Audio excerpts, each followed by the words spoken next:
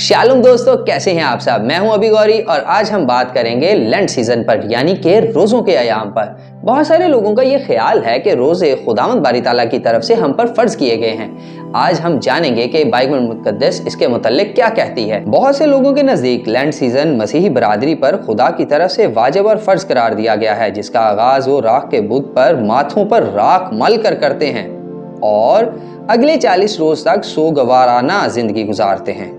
जब इन अवामल से गुजरने वाले अफराद से पूछा जाए कि वो ये सब क्यों करते हैं, तो मुख्तलिफ तौजीहात बयान की जाती हैं।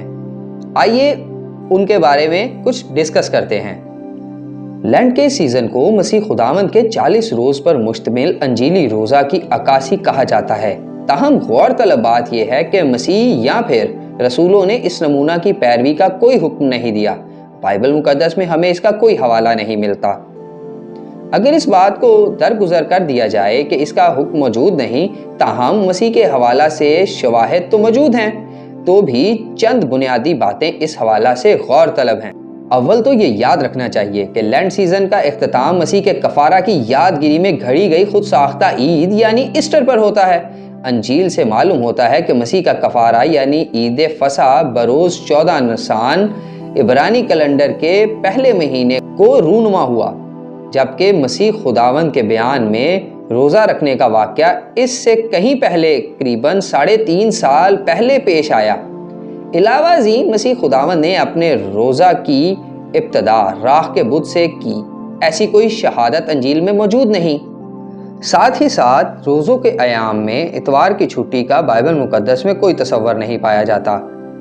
किताब मुकद्दस में ईमानदारों को सालाना एक रोज़े का हुक्म दिया गया है, जिसके हवाला जात ये हैं। अहबार की किताब उसका 16वां बाब उसकी 29 आयत से 31 आयत तक और अहबार की किताब उसका 23वां बाब उसकी 27 से 31 आयत में हमें इस रोज़े का हुक्म मिलता है।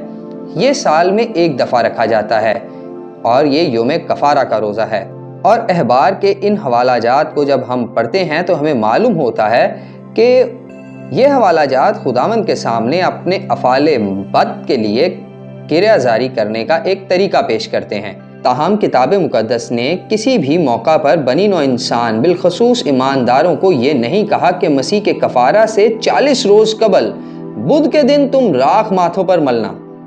ना ही किताब मुकद्दस की ये तालीम है कि मसीह के मरने पर ईमानदार गमगीन शक्लें बनाकर फिरें, बल्कि ये तो नहायत मुसरत का वक्त है कि मसीह के रद्द किए जाने और रोमी हुकूमत के हाथों दुख उठाने के सबब ईमान लाने वालों का खुदा से मिलाप हो। मसीह की मसलूबियत की तारीख वाज़ेह तौर पर किताब मुकद्दस में दर्ज है। एक मसीही के लिए किताब मुकद्दस पर अमल करना ज़्यादा अहमियत का हामिल है, ना कि किसी चर्च या किसी ग्रुप की रवायतों को मानना।